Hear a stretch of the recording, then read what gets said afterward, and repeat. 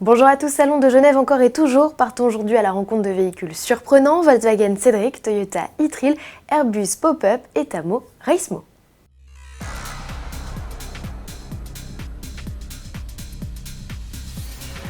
Notre visite des nouveautés du Salon de Genève se poursuit et on commence avec un stand où l'on découvre un nom que l'on n'a pas l'habitude de croiser sur les événements automobiles.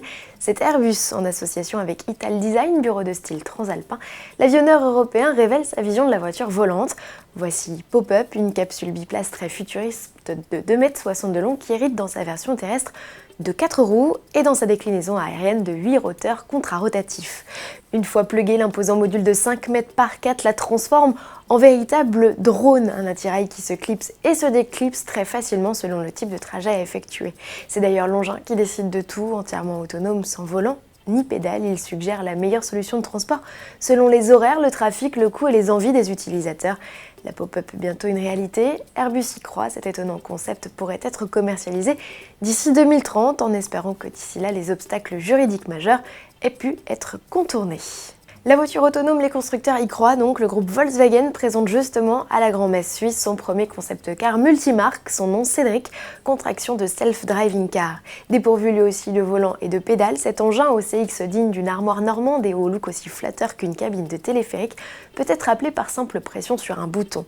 Une fois l'utilisateur reconnu, deux portes coulissantes s'ouvrent et laissent apparaître un habitacle cosy avec deux banquettes en face à face. L'embattement est équivalent à celui des Up et Citigo. Grâce à son intelligence artificielle, vous dialoguez avec le véhicule, c'est d'ailleurs votre unique moyen de lui faire comprendre ce que vous attendez de lui.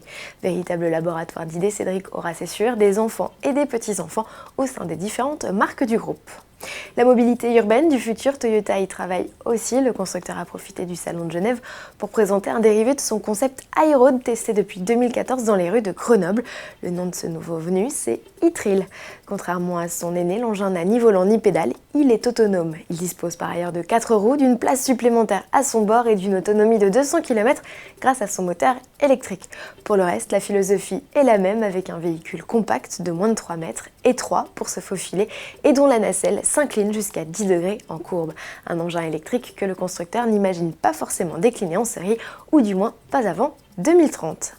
Terminons avec un engin décalé mais nettement moins futuriste que ceux précédemment évoqués. Direction pour cela le stand Tata, le constructeur indien rendu célèbre par sa Nano, la voiture la moins chère du monde, change de philosophie et lance via sa nouvelle marque Tamo un séduisant petit coupé baptisé Reismo. Le véhicule, d'un gabarit équivalent à celui d'une Lotus Elise, mise sur un 3 cylindres à litre de turbo de 190 chevaux. Il est installé en position centrale arrière et épaulé par une boîte auto à 6 rapports avec palette au volant. Une association qui permettrait à la Reismo d'atteindre les 100 km/h en 6 secondes. Pas mal. Vous aimez ce design tout droit sorti de l'imagination de Marcello Gandini, l'un des pères des Lamborghini Miura et Countach. Tamo n'a pas prévu de lancer cette sportive dans l'immédiat, mais vous propose de la tester virtuellement dès à présent dans le jeu vidéo Forza Horizon 3. À demain.